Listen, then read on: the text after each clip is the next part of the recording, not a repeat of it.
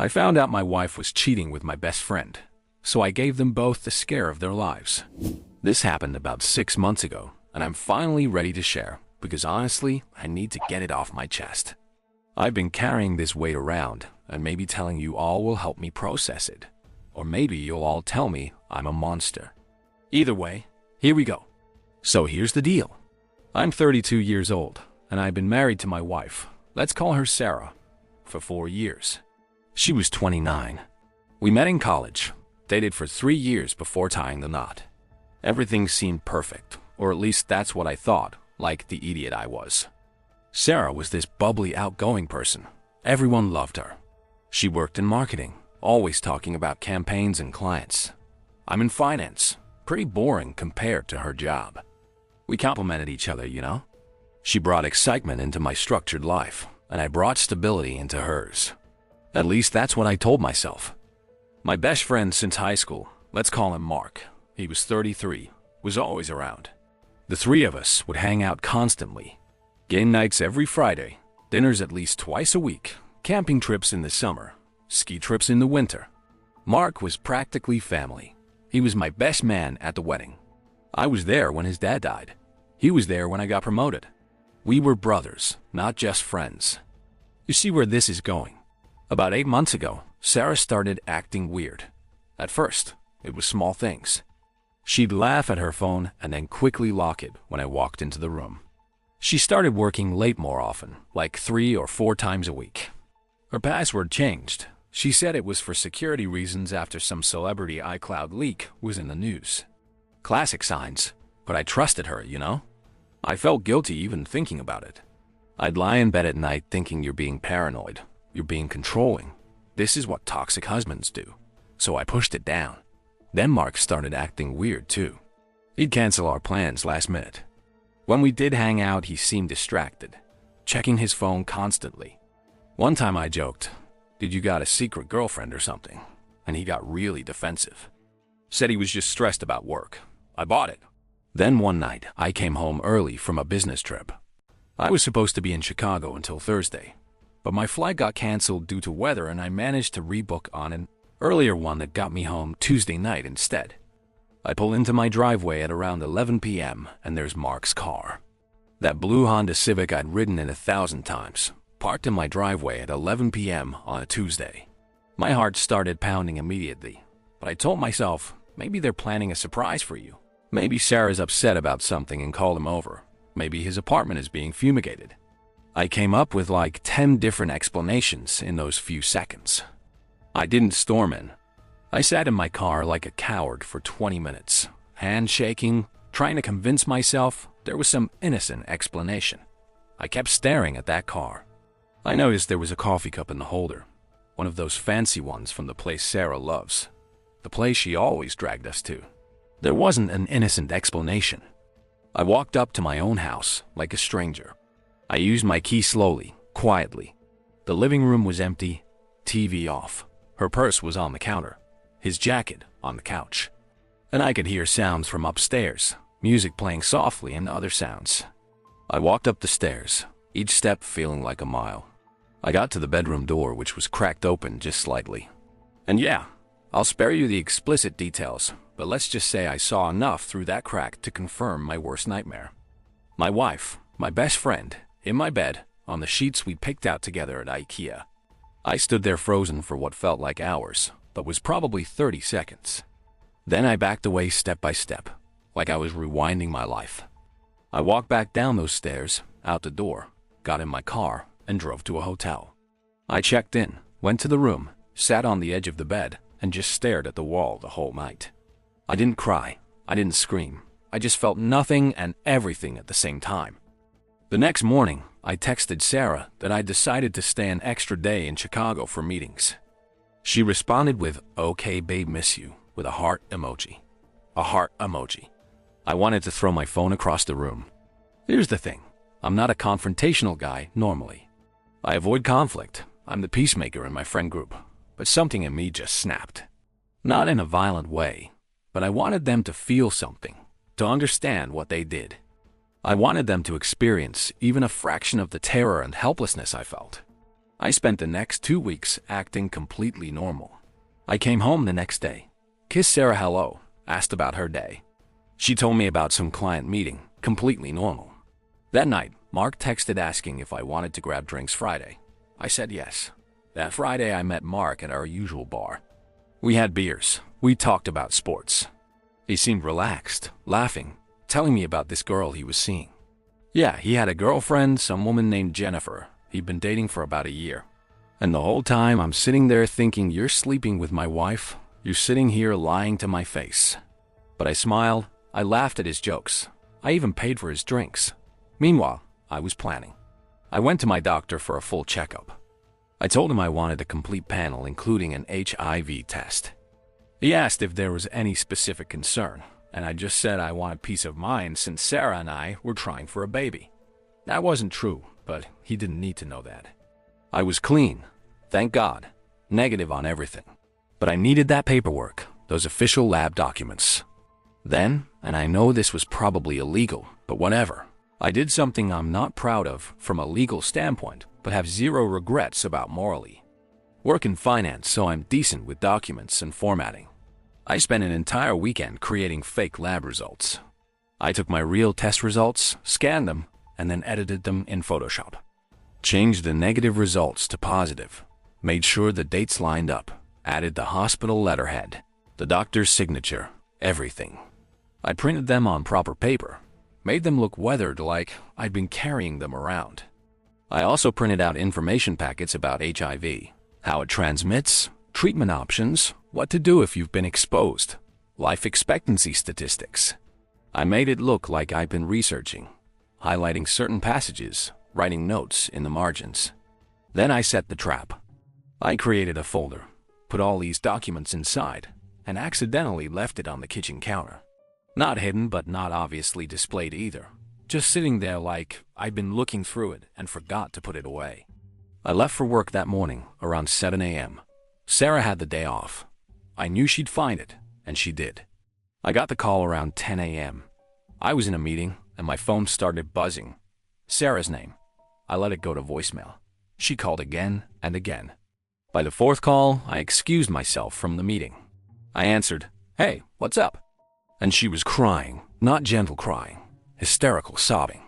She could barely speak. "Is it real? Please tell me it's not real, please." I took a breath and said as calmly as I could, "Is what real, Sarah?" "The test results. The HIV test. I found the papers. Why didn't you tell me?" I paused for effect, let the silence hang there. Then I said, "I was going to tell you tonight.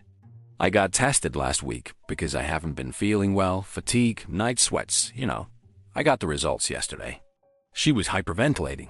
Oh my God. How? When? How did this happen?" I said very carefully, "I don't know, Sarah. That's what we need to figure out. Have you been with anyone else?"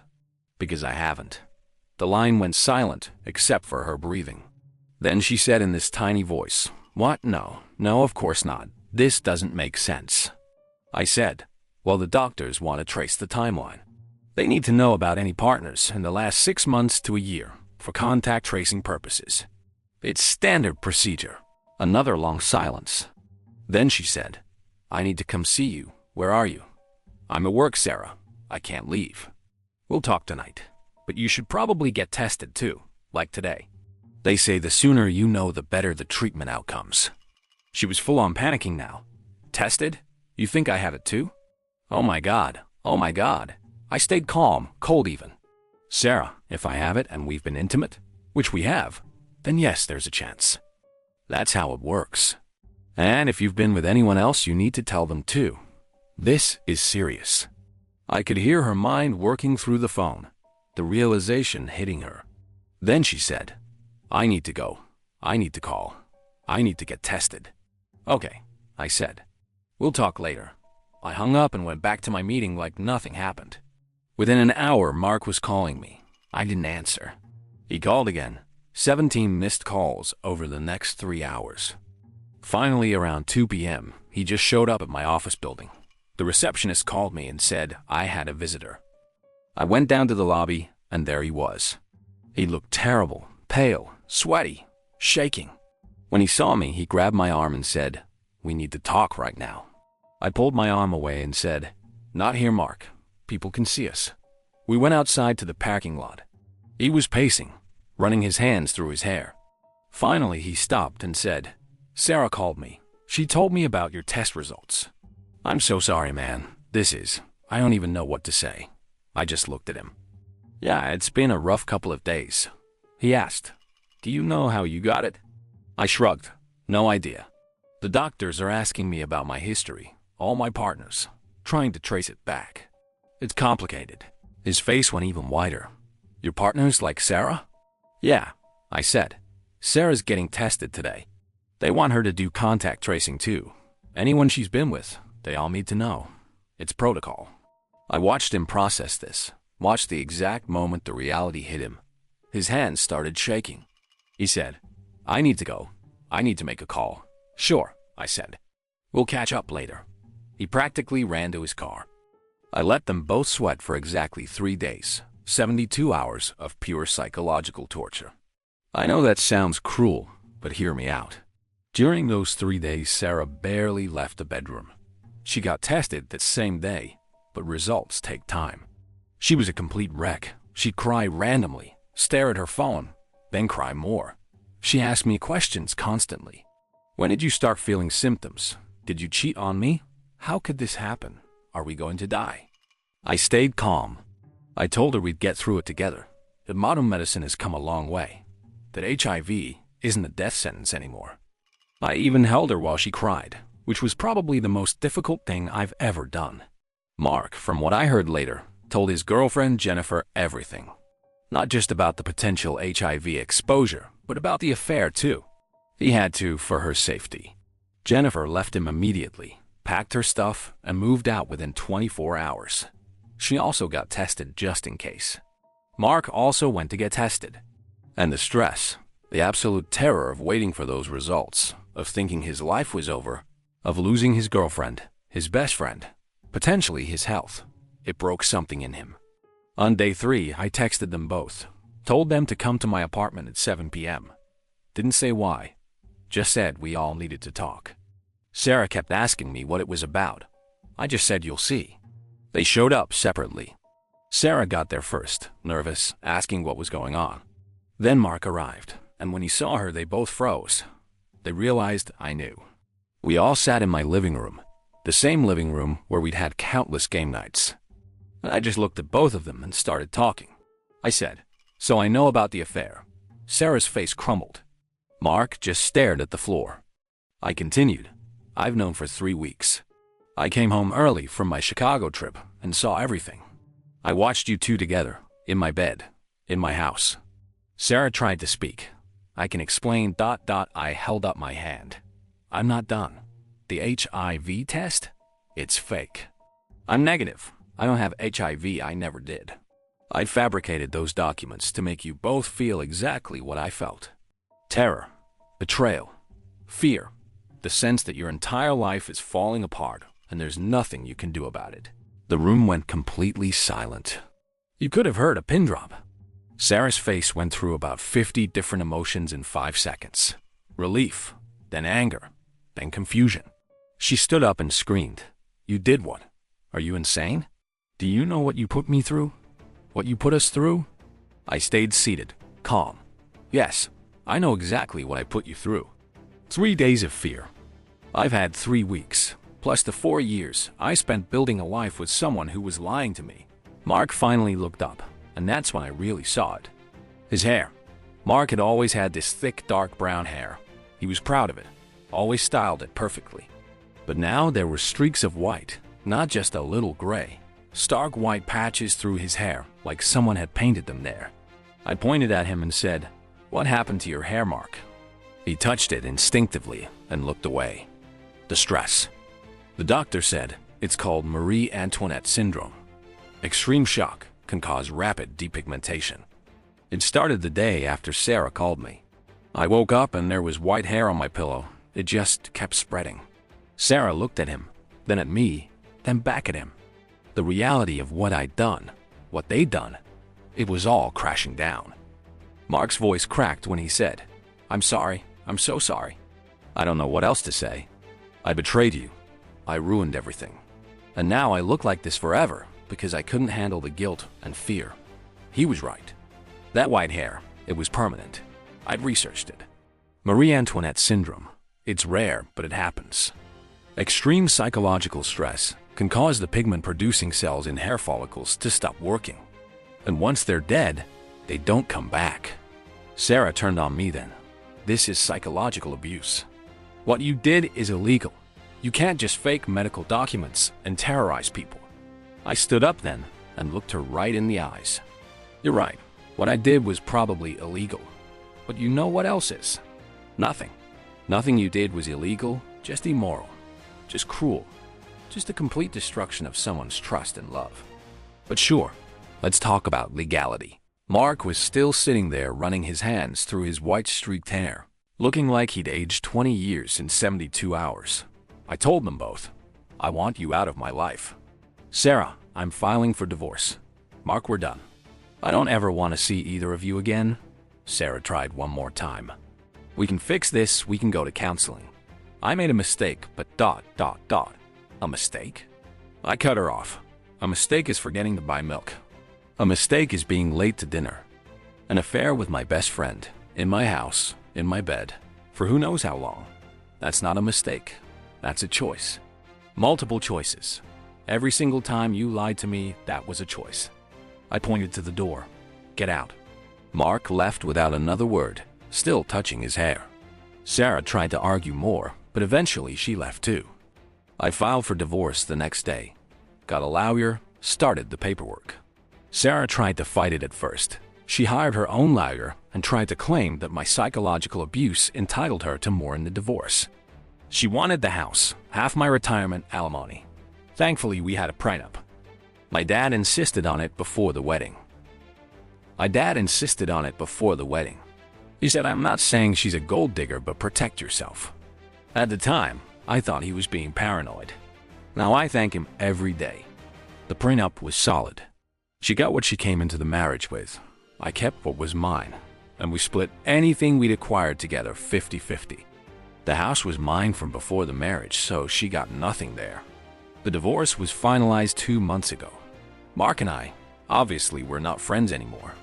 I heard through mutual friends, the few that didn't completely take sides, that he's in therapy now.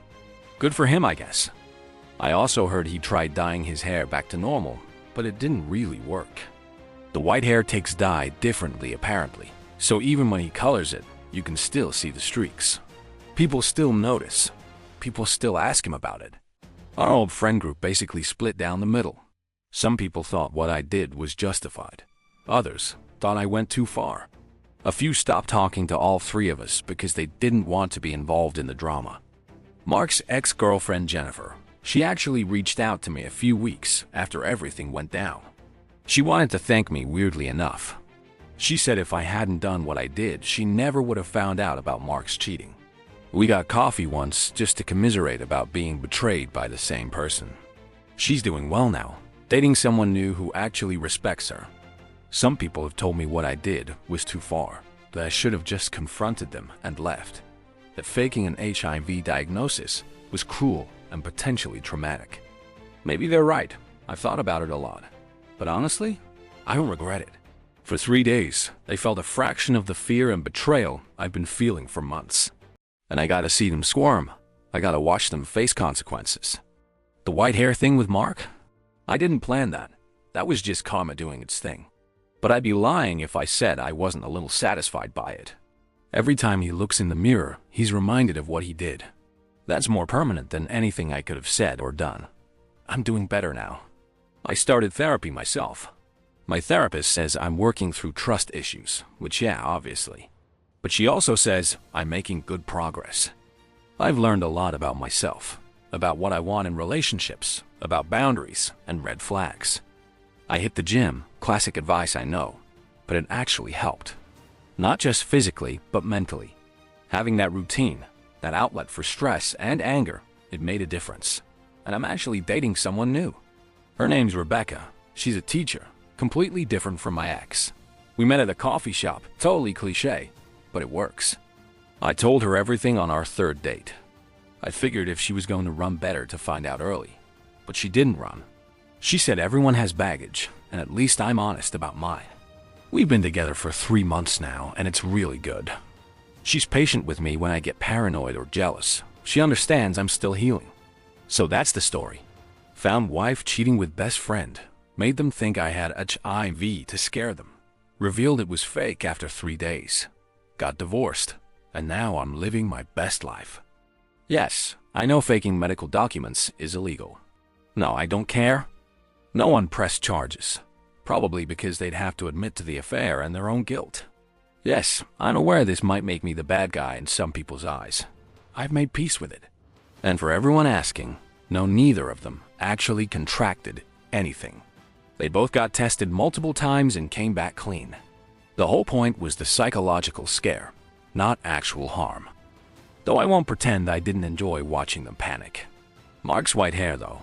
That harm was real. The damage was permanent. And honestly, he earned every single white strand. I saw him once about a month ago. I was at a restaurant with Rebecca, and he walked in with some friends. We made eye contact across the room.